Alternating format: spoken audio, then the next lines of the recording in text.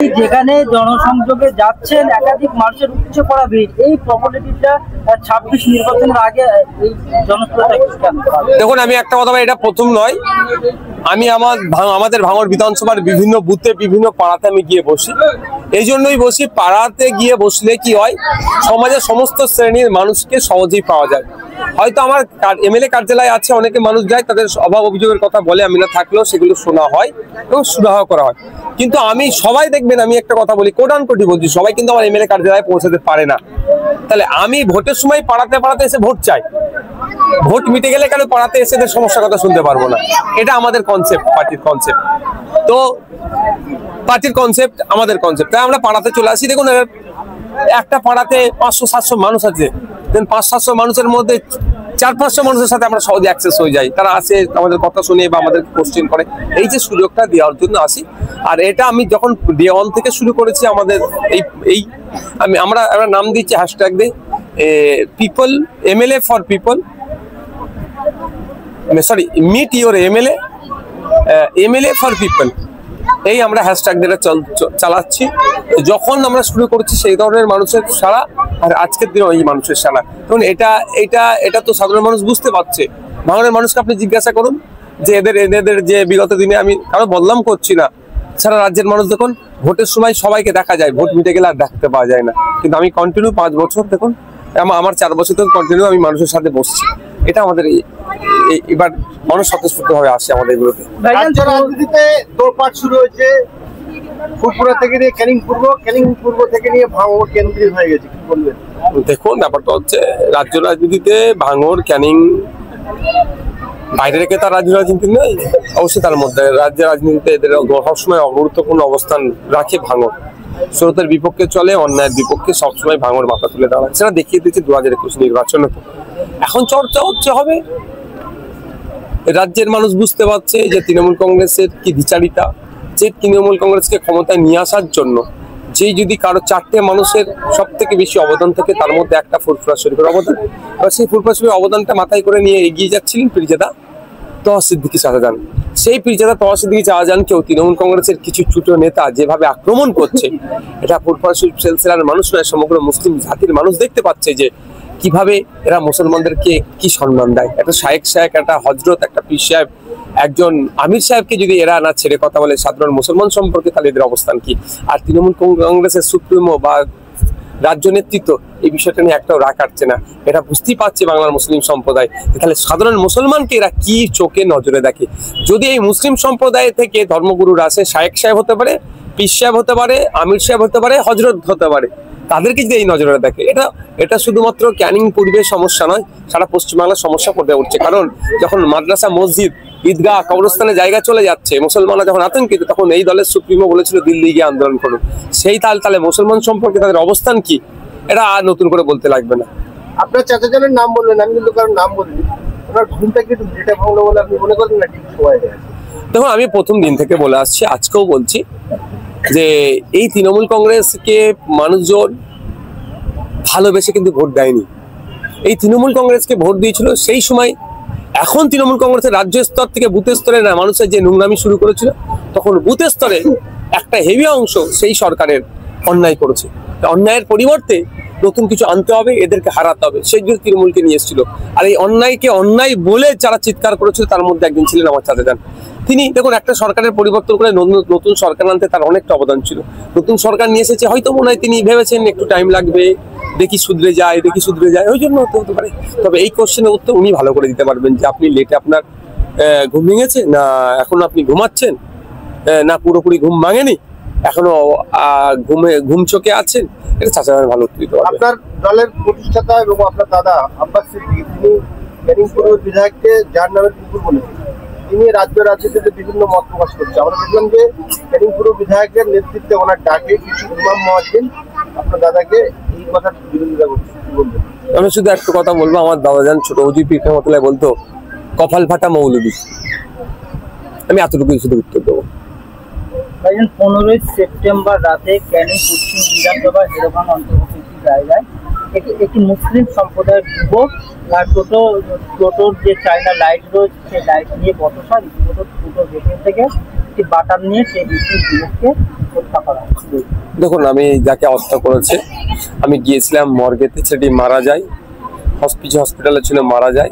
আমি গিয়েছিলাম মর্গেতে গিয়েছিলাম, যেখানে পোস্টমর্টম হবে, তার পরিবারের সাথে কথা বলেছি। আমি এখানে একটা কথা বলছি, মানুষ এই সাহসটা পাচ্ছে কোথা থেকে যে আইন হাতে তুলে নেওয়ার? পুলিশিংটা ঠিক করে হচ্ছে না। পুলিশিং যদি ঠিক করে হয় তাহলে এই ধরনের অন্যায় করবে না। দ্বিতীয় কথা হচ্ছে, যারা অন্যায় করছে তারা জানে দাদা দিদিদের হাত আছে আমার পেছনে, আমাকে বাঁচিয়ে নেবে কোনো দাদা দিদি। ঠিক যেভাবে বিভিন্ন মব লিঞ্চকে শিকার হয়ে মারা যাচ্ছে সংখ্যালঘু মুসলিম সমাজের ছেলেরা, এখানেও ভাবছে যে আমি সব অন্যায় করি না, আমাকে আমি আমার ছাড় পেয়ে যাবো, দাদা আছে। এই জন্য এই হিংসার প্রবণতা বেড়ে যাচ্ছে। এটা হচ্ছে, আমি আবারও বলছি, বিগত দিনে বলছি, আজকেও বলছি, আগামীতেও বলবো, ততদিন না এটা আনে পশ্চিমবাংলার বিধানসভা একটা আইন বিল নিয়ে আসতে হবে, থেকে আইনে পরিণত করতে হবে। Prevention of communal and targeted violence bill পশ্চিমবাংলার বিধানসভায় নিয়ে আসতে হবে। তাহলে এই যে ধরনের মব লিঞ্চিং টার্গেট করে যে ভায়োলেন্স করা হচ্ছে, হিংসা করা হচ্ছে, এগুলোকে প্রিভেন্ট করার জন্য একটা আইন নিয়ে আসতে হবে। সেই আইনটা রাজ্য সরকার আনছে না, ফলে এই যারা এই দুর্বৃত্ত তাদের দৌরত্ব বেড়ে যাচ্ছে, এটা মেনে নেওয়া যায় না। এবার মুসলিম সমাজের, সংখ্যালঘু সমাজের মানুষজন ভাবুক, দলিত আদিবাসী কর্মী পিছড়া বর্গের মানুষজন ভাবুক যে তাদের সামাজিক অবক্ষয় কোন জায়গায় দাঁড়িয়েছে, রাজনৈতিকভাবে তারা কোন জায়গায় দাঁড়িয়েছে, ধর্মীয়ভাবে তাদেরকে কোন জায়গায় নিজে দাঁড় করাচ্ছে, একটু ভাবুক। যার হাতে খুন হয়েছে রাজু সর্দার, তিনি একজন তৃণমূল কংগ্রেসের একজন ঘনিষ্ঠ কর্মী, এবং যদিও পুলিশ প্রশাসন তাকে গ্রেফতার করেছিল, 24 ঘন্টা পার হতে না হতে তাকে কিন্তু ছেড়ে দেওয়া হয়, অভিযোগ করতে পারি। তার বাড়ির লোকের সাথে আমি যোগাযোগ করছি, আমরা পুলিশ ইন অ্যাকশন নিয়ে তার বাড়ির লোককে বলে জানিয়েছি। আমি দেখুন, আমি তো আর কাউকে ধরে নিয়ে যেতে পারি না, আমি তাদেরকে অপশন বলে দিই, এইভাবে গেলে হবে। আপনি জানেন ঘুটিয়ারি শরীফে যে ছেলেটিকে হত্যা করেছিল, তার বাড়িতে গিয়েছিলাম, তাহলে বাড়ির লোককে জিজ্ঞাসা করবেন আমি কি বলেছি। রাজনীতির ঊর্ধ্বে গিয়ে তাদেরকে আমি সঠিক রাস্তাটা বলে দিয়ে এসেছি। তো এর বাড়ির লোককে আমি বলেছি, এবার বাড়ির লোক যদি আমার সহযোগিতা চাই, সহযোগিতা করবো, নাহলে তো গিয়ে বেরিয়ে যেতে পারবো না। আপনারা জানেন গত পরশু দিনকে একটি বাচ্চাকে শুধু আতরের সেন্টের পারফিউমের একটা বোতল বাড়ি নিয়ে গেছিল স্কুলে। এই অপরাধ 4-5 বছরের একটি বাচ্চা শিক্ষার্থী, শিশু, মহিলা, মানে বাচ্চা একদম, তারা মেরে এই অবস্থা কি করেছে কিনা দেখেছেন আপনারা? ভাবতে পেরেছেন হিংসা মানে কোন জায়গায়, বিদ্বেষ কোন জায়গায় পৌঁছে গিয়েছে? এবার আমি তো কিছু করতে পারবো না। তার পরিবার লোক যদি আমার সহযোগিতা চাই, তাহলে আমি তার পাশে সহযোগিতা দিতে পারবো, আর নাহলে আমি কি করতে পারি? আমি এই ছাড়া আপনার মিডিয়ার মাধ্যমে ছাড়া বলতে পারবো না। তৃণমূল কংগ্রেসের কোন একটা নেতা তিনি বলছেন নওশাদকে ভাঙড়ে এনে বাড়িতে আনা হচ্ছে এবং রাজ্য সরকারের চাল খাচ্ছেন, রাজ্য সরকারের ঘর নিচ্ছেন, আর নওশাদকে এনে প্রচার করছেন, এমনটা কিন্তু হুঁশিয়ারি দিচ্ছেন। রাজ্য সরকারের বাবার চাল নয়, কেন্দ্র সরকারের বাবার চাল নয়, হ্যাঁ, এটা আমাদের ট্যাক্সের টাকায় আমরা পাচ্ছি। যে গল্পটা শুনিয়েছে তাকে বলবেন বরঞ্চ যে সমস্ত প্রকল্পগুলো চলছে, মোদি তার 2 বিঘা জমি বিক্রি করে টাকা দেয়নি, মমতা ব্যানার্জি তার টালির চালার 4টে টালি বিক্রি করে টাকা দেয়নি। গল্প শোনাতে বারণ করবেন, বরঞ্চ বলতে বলবেন যে প্রকল্পগুলো এসছে সেগুলো থেকে বরঞ্চ যে টাকাগুলো তোমরা লুট করছো, দুর্নীতি করছো, ডোনার ট্যাক্সের টাকা দুর্নীতি করছো, গল্প শোনাচ্ছে। এই ঔদ্ধত্যতার জবাব ভাঙড়ের মানুষ দেবে, রাজ্যের মানুষ দেবে। তিনি একটা দাবি করছে যে ট্যাক্স কত টাকা ট্যাক্স দেয়, কে টাকা, কার কথা বলছে? তৃণমূল কংগ্রেসের একটা নেতা তিনি বলছেন যে ট্যাক্স কত টাকা আমরা দেওয়া হয়, রাজ্য সরকার নিজের গাড়িতে দিচ্ছে। কোথা থেকে পাবে রাজ্য সরকার? ও টাকা চাপানো মেশিন আছে নাকি রাজ্য সরকারের? আমরা একটা ছোট্ট ম্যাচিস থেকে শুরু করে, পানির বোতল থেকে শুরু করে, আপনার ইলেকট্রিক থেকে শুরু করে, পেট্রোল ডিজেল থেকে শুরু করে, যেটাই বলবেন না কেন সবটাই আমরা ট্যাক্স দিই। উনি জানেন না, ওনার এই বিষয়টা পড়াশোনা করার দরকার। যদি ওনার পড়াশোনার জন্য টিচার না পায়, ওনাকে বলবেন নওশাদ ভাই বলেছে আপনাকে দরকার প্রয়োজন অনলাইনে ক্লাস করিয়ে বুঝিয়ে দেবে, আর নাহলে বলবেন নওশাদ ভাইয়ের বক্তব্যগুলো শুনবেন, কিছু শিক্ষিত হবে। ধরা মঞ্চ থেকে প্রকাশ্য সভা থেকে তিনি বলছেন সরকার মোল্লার বাড়ি থেকে বুলডোজার আনা হবে। এখন উত্তরপ্রদেশে যোগী আদিত্যনাথ করে বিজেপির শীর্ষ, বিজেপি সে, আর ওয়েস্ট বেঙ্গলে মমতা ব্যানার্জির আমলে এটা বলছে, ইউ বিজেপিকে ব্যাকআপ দিচ্ছে। আমরা বারবার বলি উত্তরপ্রদেশে আই লাভ মোহাম্মদ সাল্লাম লিখলে মামলা হয়, আর পশ্চিম বাংলাতে ওই আই লাভ মোহাম্মদ সাল্লামের শানে, নবী পাক সাল্লামের শানে নবী দিবসে গেলে, তার শানে নবী দিবস হলে গেলে বাড়ির তারকে, ইলেকট্রিকের তার কেটে দেয়, মারধর করে। তফাৎ কি? আরএসএস এর ভাষায় কথা বলছে। আরএসএস এর একটা শাখা সংগঠন আছে রাষ্ট্রীয় মুসলিম মোর্চা, খুঁজলে দেখেন হয়তো রাষ্ট্রীয় মুসলিম মোর্চার মেম্বার হয়ে আছে। ওই জন্য উত্তরপ্রদেশে যোগী আদিত্যনাথ বুলডোজার দিয়ে মুসলমানদের ঘরগুলো ভাঙছে, এখানে মুসলমানদের ঘরগুলো রাষ্ট্রীয় মুসলিম মোর্চা দিয়ে ভাঙাবে হয়তো, তবে এর জবাব মানুষ দেবে, ছাড়বে না। লাস্ট কোশ্চেন, যে তওয়া সিদ্দিকী তিনি বলেছিলেন যে ভাঙড় ও ক্যানিং একেবারে আইএসএফ এর হাতে আসতে পারে, এবং ক্যানিংটা বিশেষ করে বলেছে শওকত মোল্লা হাঁটতে পারে। তাই নিয়ে প্রশ্ন করেছিলাম, তিনি বলছে তিনি আমাকে ময়লা মনে করি।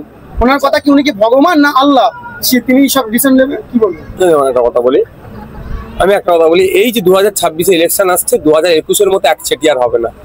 2021-এ বিজেপি চলে আসবে, গল্প শুনিয়ে সিএ এনআরসি করে দেশ থেকে তাড়িয়ে দেবে, গল্প শুনিয়ে প্রচুর মুসলমানদের ভোট নিয়েছিল আর মুসলমানদেরকে বঞ্চিত করেছে। আর শুভেন্দু অধিকারী শুধু বলছে মুসলমানদেরকে তোষণ করেছে। মুসলমানদেরকে তোষণের নামে মুসলমানদের শোষণ হয়েছে। মাদ্রাসায় শিক্ষক নেই, স্কুলে শিক্ষক নেই, স্কুল বন্ধ হয়ে যাচ্ছে।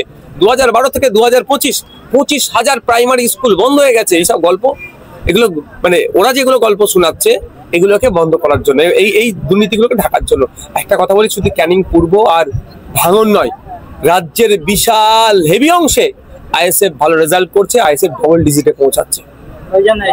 রাজ্য সরকারের পরিবার তিনি আপনার জন্য তাকিয়ে রয়েছেন এবং তারা বলছেন যে আপনি ওদের সঙ্গে একবার দেখা করেন, আপনি এখনো জানেন সেখানে? দেখুন, ব্যাপারটা হচ্ছে আমি ভাঙড়ের বিধায়ক, সারা রাজ্যে আমাকে ছুটতে হচ্ছে।